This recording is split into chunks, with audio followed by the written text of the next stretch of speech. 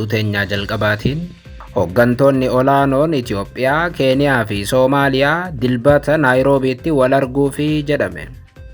Hooggantoonni jedhaman kun maqaan kaafamuu baatus ministeera muummee Itoophiyaa Abiy Ahmadiif Hassan Sheikh Mahamud ta'uu akka malan tilmaamame. Hooggantoonni biyyoota sadeenii maaliif walitti dhufuuf jiranii gabaasa bal'aa qabna. Oduu biraatiin Somaalilaandiif beekamtiin jalqabaa kennamuu hordofee Soomaalonni hargeysaa gammachuudhaan dhiichisaa yoo bulan faallaa kanaa atakaaroo cimaan guutuu addunyaa jidduutti dhalateera. Suudaan kibbaa biyya lammaffaa beekamtii kennuudhaaf jirtu yoo taatu Ijiptiif Turkiin ammoo beekamtii Israa'el Somaalilaandiif kenniteen guddoo aaruu beeksisan. Pirezidaantiin Ameerikaa Doonaald Tiraamp dhimma kanaaf deebisaa hatattamaa yoo kennan dhimmi Itoophiyaa immoo bal'inaan kaafamuu irratti argama. Beekamtii Somaalilaand argatte wal qabatee addunyaa irratti wantoota ijoo ta'an gabaasa guutuu qabna. Oduu biraatiin wayita magaalaa Finfinnee bulchinu waan sirreessuudhaaf rakkanne kantiibaa magaalaa Finfinnee duraanii Injiinar Taakkalaa Uumaa milkeessaniiru jechuun kantiibaan bulchiinsa magaalaa Finfinnee duraanii Dirribaa Kumaa yeroo duraatiif waa'ee Taakkalaa Uumaa dubbatan. Namoota Finfinnee irraa Oromoo dhiibuudhaan warra soddaatiif dachii bal'isan jedhamuudhaan komataman keessaa tokko kan ta'e Dirribaan kantiibaa Adaanech Abeebeetiif Injiinar Taakkalaa Uumaa wayita galateeffatus dhagaameera, dhiibbaa isarra gahee ibseera, bal'inaan dhageessu. Dubaraatiin leenjisaan Itoophiyaa duraanii Wubatu Abaatee garee Jaamus jedhamutti makamuun himame. Leenjisaan kun garee Suudaan kibbaatti makamuun garee kanaaf milkaa'ina guddaa fidaas jedhameera, bal'inaan dhageessuu akkam jirtu daawwattootaaf hordoftoota Anolee Global Media. Oduu odeeffannoo teenya guyyaa irraa tokko jennee jalqabneeti jirra. Odeeffannoo teenya ijoo isaa amma dhageessan guutuu isaa isin biraan geenya. Haga xumura sagantaa keenyaatti dhaggeeffachuun yaada qabdan gara koomentiitiin nuuf barreessaa. Viidiyoon teenya namoota hedduu biraa akka dhaqqabduuf immoo like, share, subscribe godhuun dagatinaa isiniin jenna. Kallattumaaniin gara gabaasa bal'aatti isin qajeelcha.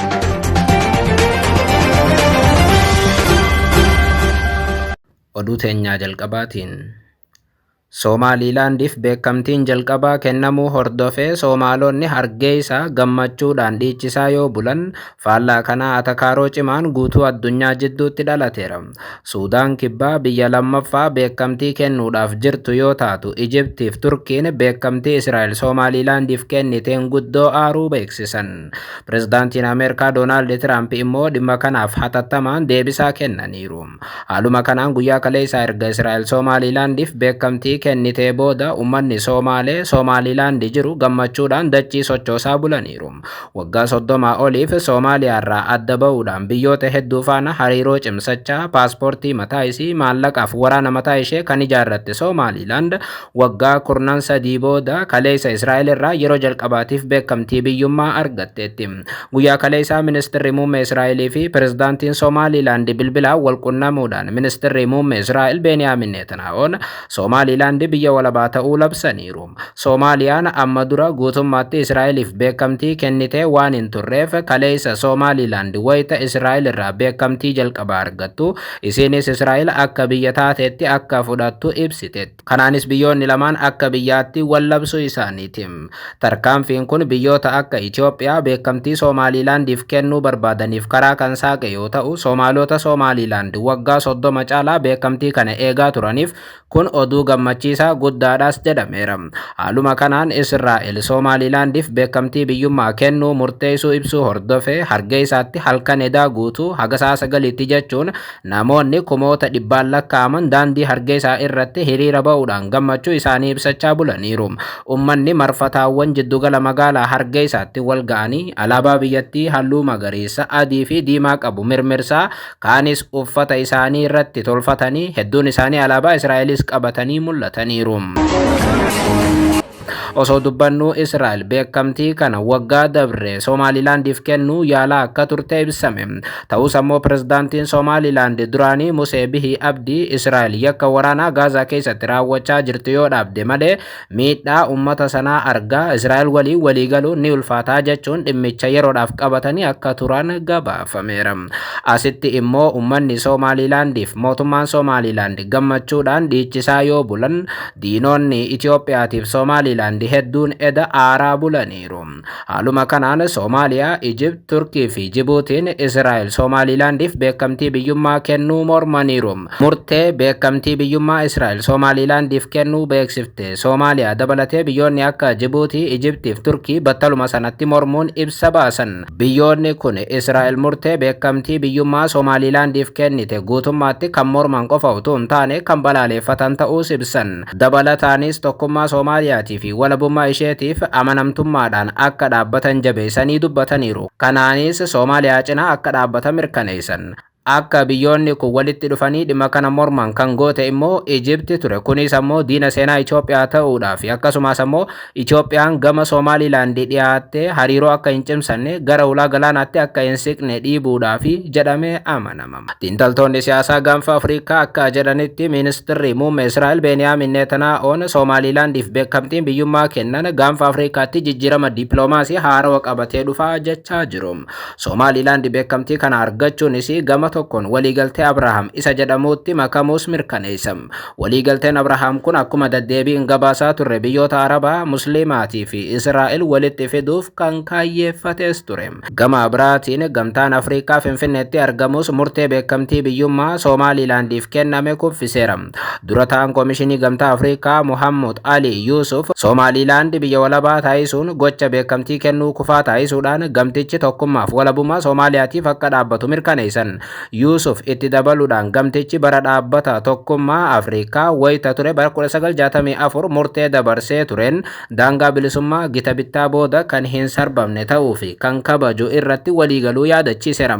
Haalli kun sochii Somaalilaandiin akka biyyaatti beekamtii kennuu kamuu kufaa kan taasisu yoo ta'u, Somaalilaand qaama Riippaabilika Soomaaliyaa taatee itti fuftii jedhan Muhammad Ali Yusuf.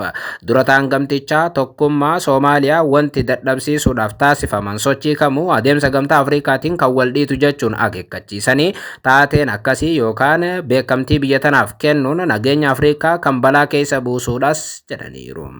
Gamtaa Afrikaa qofa utuu hin taane IGAD inni Jibuutiitti argamus ibsa wal fakkaataa baaseen murtee Israa'el kuffiseera. Wanti namuu haalaan eegaa jiru tokko immoo Israa'el beekamtii kennuu duuba Ameerikaan jiraachuu isiiti. Ameerikaan Israa'elitti aansitee beekamtii Somaalilaandiif akka kennitu kan eeggame yoo ta'u, dhimma kanaaf hatattamaan pirezidaantiin Ameerikaa Doonaald Tiraamp eduma deebisaa kennaniiru. Pirezidaantiin Ameerikaa Doonaald Tiraamp gama isaaniitiin beekamtii Somaalilaand kennuu dura wantoota qoratan akka qaban ifoomsan. Pirezidaantiin US Doonaald Tiraamp akka waa'ila isaanii Benjaamin Netanyaa'oo murtee Somaalilaandiif beekamtii biyyummaa dafanii akka hin murteessine ibsan yookaan akka hin mirkaneessine ibsan. Murtee kanarra ga'uufis michoota isaanii baha jiddu galeessarraa qorannoo gahaa akka fudhatan Doonaald Tiraamp murteessaniiru. Kanaafis Qatar, Saudii fi UAE dubbisuudhaaf jiru jedhame. Kanuma hordofee Netanyaa'oon wiixata iftaanii Tiraamp waliin kan wal argan yoo ta'u, dhimma kanarratti pirezidaantii Ameerikaa waliin ni mari'atu jedhame eeggama. Wayita pirezidaantii Somaalilaand waliin mari'atanis ministeerri muummee Israa'el dhimma kanaaf kaan irratti pirezidaantii Ameerikaa waliin nan mari'adhaa jechuun Abdurrahmaan Irrootti himaniiru. Garuu pirezidaantii Tiraamp dhimma kanaaf deebisaa kennaniin akka dubbatanitti wayita Netanyaa'oo waliin wal agarre araara nagaa Gaazaa irratti malee Somaalilaand irratti hin mari'annu jedhan. Akkuma ji'oota dura deddeebiin gabaafamaa ture Somaalilaand Ameerikaan handaara galaana biyyattii Barbaraa irratti buufata waraanaa akka ijaarrattu gaafatte. Kanaafis ammoo beekamtii akka irraa fudhattu waamicha dhiyeessitee turte. Kanaaf deebisaa kan kennan pirezidaantii Tiraamp waan martinuu qoratamaa jira. Kanaas qorannee ni ilaallaa jedhan. New York Postiif yaada kennaniin. Kun kanaan utuu jiru kaleessa galgala sa'aatiiwwan muraasa booda Suudaan Kibbaatis Somaalilaandiif beekamtii kennuudhaaf akka jirtu ibsiteetti. Battala Israa'el Somaalilaandiif beekamtii kennitu pirezidaantiin Suudaan Kibbaa Salva Kiir gara pirezidaantii Somaalilaand Irrootti bilbiluudhaan biyya lammaffaa Somaalilaandiif beekamtii kennitu ta'uudhaaf jirra jechuun akka mirkaneessaniif miidiyaaleen Somaalilaand gabaasaniiru. Oduudhuma haarawaa ganama har'aa Somaalilaand irraa dhagahameen immoo Itoophiyaa fi UAEnis biyyoota dursanii beekamtii kennuu malan jedhamaniiru. Oduu biraatiin Hooggantoonni olaanoon Itoophiyaa, Keeniyaa fi Soomaaliyaa guyyaa dilbataa Naayiroobiitti wal arguufi jedhame. Hooggantoonni jedhaman kun maqaan isaanii bal'inaan kaafamuu baatus ministeera muummee Abiyyiif Hassan Sheikh Mahamud ta'uu akka malan tilmaamame. Teessoo isaa Soomaaliyaa kan godhate Dawaan Afrikaa gabaasa haarawaa maxxanseen hooggantoonni Soomaaliyaa, Keeniyaa fi Itoophiyaa dilbata Naayiroobiitti wal arguudhaaf beellamatanii akka jiran ibse. Yaa'iin hooggantoota biyyoota sadeenii dhimmoota siyaasaatiif nageenya ijoo naannichaa irratti xiyyeeffatee gaggeeffamaas jedha gabaasichi. Kun ta'us garuu ajandaan isaanii maal akka ta'e biyyoonni sadeenuu ammatti ifa akka hin goone ere. Akka gabaasa kanaatti hooggantoonni biyyoota sadeenii filannoo pirezidaantummaa biyyoota isaanii keessatti gaggeeffamuudhaaf jiru irratti marii kan gaggeessan yoo ta'u, akka maddeen dhimma kana beekan yaada kennanitti mariin kun haala filannoo Soomaaliyaa, Itoophiyaa fi Keeniyaa fi dhiibbaa filannoowwan kun tasgabbii waliigalaa naannichaa irratti fiduu danda'u irratti xiyyeeffatanii ni mari'atu jedhame. Akkuma beekamu Itoophiyaan bara 2026 filannoo waliigalaa kan gaggeessitu yoo ta'u, Soomaaliyaanis baruma walfakkaataa filannoo waliigalaa gaggeessiti. Keeniyaan immoo bara 2027 filannoo pirezidaantummaa ni gaggeessiti jedhamee eegamama.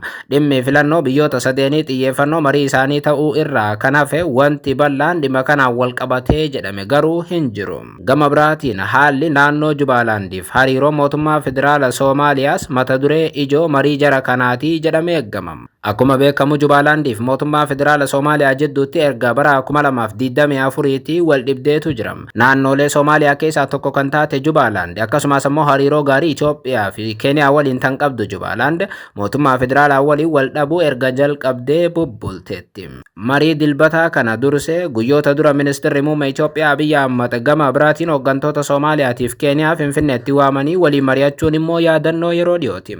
Muddee 19 pirezidaantiin Soomaaliyaa Hassan Sheikh Mahamud Finfinnee wayita dhufan haala naannichaa irratti ministeera muummee Itoophiyaa Abiyyi Ahmad waliin marii jabaa gaggeessanii galan. Guyyuma sadii dura immoo pirezidaantiin Keeniyaa Wiiliyaam Saamu'eel Ruuttoo gara Finfinneetti qajeeluun ministeera muummee Itoophiyaa Abiyyi Ahmad waliin marii ifaa gaggeessuu ibsan. Mariin isaaniitis dhimma biyya lamaaniitiif naannichaa irratti kan xiyyeeffate ta'uu Ruuttoon ibsaniiru. Gabaasa edabeen immoo hooggantoonni biyyoota sadeenii amma Naayiroobiitti wal arguufi jedhame.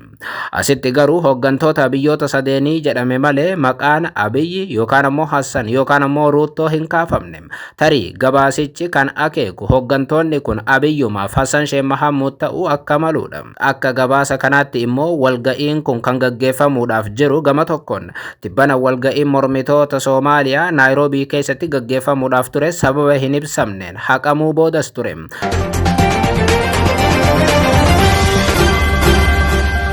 Oduu biraatiin wayita magaalaa Finfinnee bulchinu waan sirreessuudhaaf rakkanne kantiibaa magaalaa Finfinnee duraanii Injiinar Taakkala Uumaa milkeessaniiru jechuun kantiibaan bulchiinsa magaalaa Finfinnee duraanii Dirribaa Kumaa yeroo duraatiif waa'ee Taakkala Uumaa dubbatan. Namoota Finfinnee irraa Oromoo dhiibuudhaan warra soddaatiif dachii bal'isan jedhamuudhaan komataman keessaa tokko Dirribaan kantiibaa Adaanechiif Injiinar Taakkala wayita galateeffatanis dhaga'ame. Haaluma kanaan Finfinneetti piroojeektii qonnaan bulaa buqqee deebisanii dhaabuu kan hundeesse isaan ta'us kantiibaan kun yeroo sanatti wanti kun mormii guddaa kan uume ta'uu dubbatu. Ambasaaddar Dirribaa Kumaa turtii gaazexaa Bariisaa waliin taasisaniin piroojeektii qonnaan bultoota lafa isaaniirraa buqqaan deebisanii dhaabuu imaammata goonee baasnus kaabineen magaalaa Finfinnee yeroo sana guutuun nu mormuudhaan akka addaan citu taasisaniiru jedhan. Sababni isaan yaadicha mormaniif qonnaan bulaa Oromoo Finfinneef piroojeektii hundeessuun daangaa babal'ifannaa fi dhiphummaarraa kan maddeedha jedhanii wal harkaa fuudhuudhaan ukkaamsuudhaaf hojjetaa turan jechuun waan yeroo aangoorra isaan turan isaan mudate yaadachiisan. Yaadni kun ka'uu isaa qofaan dhiibbaan hammaataa ta'e anaa fi warreen yaada deeggarsaa kaasan irratti dhaqqabaa ture jedhanii sakaallaa murnoota hattuu faayidaa mataa isaaniitiif dhaabbatanirraa kan ka'e akkaataa barbaadameen adeemuun akka hin danda'amne yaadachiisaniiru. Dhimma qonnaan bulaa Oromoo qe'ee isaarraa buqqee kana callisee kan itti galame otoo hin taane piroojeektii biyya Veetnaamii fi Chaayinaa keessatti qonnaan bultoonni ittiin buqqa'anii deebi'anii hundaa'anirraa muuxannoo fudhachuudhaan hojiirra oolchuudhaaf tattaafataa turuu yaadachiisan. Kantiibaan magaalaa Finfinnee yeroo wayyaane ta'us kaabineen yeroo sana ture siyaasaan daran wal xaxaa hojiilee akkaataa barbaadameen hojjechuudhaaf kan nama rakkisu akka ture kaasaniiru. Manneen barnoota afaan Oromoo barsiisan Finfinnee keessatti babal'isuudhaan wal qabatee sochiin yeroo eegalamu Finfinneen kan Oromoo ta'uu isaa iyyuu mamamee afaan Oromoo Finfinnee keessatti barsiisuun maaf barbaada barbaachise dhaabbachuu qaba jedhamaa turuu yaadachiisaniiru. Sababa afaan Oromoo akka jalqabu dhiibneef yeroo sana ulee guddaatu nurratti bu'e kan jedhan Ambasaaddar Dirribaan yookaan kantiibaan magaalaa Finfinnee duraanii Dirribaa Kumaa ammaas irra deebiidhaan daangaa babal'ifannaa fi dhiphummaadha yaada jedhuun gufachiisuudhaaf yaalameera jedhan. Haa ta'uutii garuu qondaaltonni keenya sadarkaa Finfinneef Oromiyaatti jiran bilchinaan itti deemuudhaan qabsoo hammaataa keessa darbuun mana barnootaa Jeneraal Taaddasa Birruu dabalatee manneen barnootaa 4 yeroo jalqabaatiif yeroon ani aangoorra jiru Finfinneetti barsiisuu eegalaniiru jechuun waan yeroo sana eegalame yaadachiisan. Har'a manneen barnootaa afaan Oromoo kutaalee magaalattii hundatti hojiirra oolee arguun na gammachiisa jedhanii isa kanaaf qondaaltonni sadarkaa naannootii hanga federaalaatti amma jiran jajamuu fi deeggaramuu akka qaban dhaamaniiru. Yookaan kallattumaan kantiibaa magaalaa Finfinnee amma Aadde Adaanech Abeebeetiif bulchiinsa Abiyyi Ahmad kan federaalaas ni jajnaa jedhan. Yeroo kantiibaa magaalaa Finfinnee ta'uun waggoota 5 tajaajilan keessatti gaarummaan hojjetan akkuma jiru karoora hojii isaan eegalan keessumaa mana jireenyaa dijitaaleessuudhaan wal qabatee hojii jalqaban osoo hin xumurin aangoo gadhiisanis kantiibaan duubaan dhufan karooricha milkeessuu isaaniitti gammachuu guddaa qabaachuu ibsan.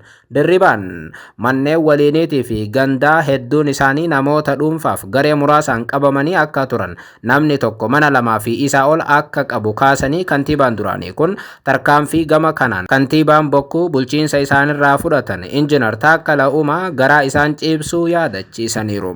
Waan nuti itti rakkanne dhimma manaa kanaan wal qabate Injiinar Taakkala Uumaa milkeessaniiru jechuun kanarraa gammachuu guddaa qabaachuu dubbatu. Kantiibaan Injiinar Taakkala Uumaa dura turan obbo Dirribaa Kumaa.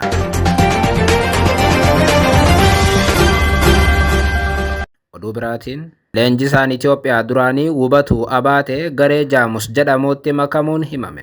Leenjisaan kun garee Suudaan Kibbaatti makamuun garee kanaaf milkaa'ina guddaa fidaas jedhame. Haaluma kanaan shaampiyoonaan Pirimeer Liigii Suudaan Kibbaa Jaamus SC jedhamu leenjisaa haarawaa isaanii gochuudhaan Wubatu Abaatee muuduu beeksiseera. Gareen Juubaa kun leenjisaa olaanaa garee biyyaalessaa Itoophiyaa duraanii kana faana waliigaltee waggaa 3 mallatteessees jedhame. Jaamus ibsa ofiif kenneen dhufaatii leenjisaa Itoophiyaa duraaniitiin tarkaanfiin haaraan akka dhufu yookaan milkaa'inni haaraan akka dhufu muudamni kun jalqaba bara haarawaa garee jabaa ijaaruu irratti kan xiyyeeffate ta'us eere. Jaamus Abaatee leenjistoota yeroo dhiyoo asitti muuxannoo guddaa qaban keessaa namni kun tokkos jedhama. Namni ganna 48 Abaateen leenjisaa jalqabaa Itoophiyaa irraa Suudaan Kibbaatti hojjetu akka ta'es eerame.